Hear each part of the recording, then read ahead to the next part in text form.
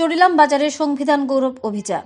রাজ্যব্যাপী সংবিধান গৌরব অভিযানকে সামনে রেখে চরিলাম পথযাত্রা ও পথসভায় বিধায়ক সুশান্ত দেব শুক্রবার দুপুরে সিপাহীজলা জেলার উত্তরাংশে অর্থাৎ চরিলামে সংবিধান গৌরব অভিযানকে সামনে রেখে এক পথযাত্রা ও পথসভার আয়োজন করা হয়। এই পথযাত্রা ও সভায় উপস্থিত ছিলেন বিশালগড়ের বিধায়ক তথা প্রদেশ যুব মোর্চার সভাপতি সুশান্ত দেব, সিপাহীজলা জেলার উত্তরাংশের সভাপতি গৌরাঙ্গ ভৌমিক সহ বিজেপির অন্যান্য কার্যকর্তা ও সমর্থকেরা।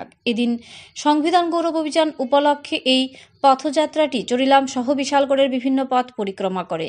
এদিন সংবিধান গৌরব অভিযান উপলক্ষে বিস্তারিতভাবে আলোচনা করেন বিশালগড়ের বিধায়ক সুশান্ত দেব। এদিন বিধায়ক সুশান্ত দেব বলেছেন, ভারতীয় জনতা পার্টি সংবিধানকে যেমন বিশ্বাস করে তেমন শ্রদ্ধাও করে। আইনের পক্ষ থেকে যেমন সংবিধান রক্ষার চেষ্টা করা হয়, তার পাশাপাশি বিজেপির প্রত্যেকটা কার্যকর্তা সংবিধান রক্ষায় বদ্ধপরিকর।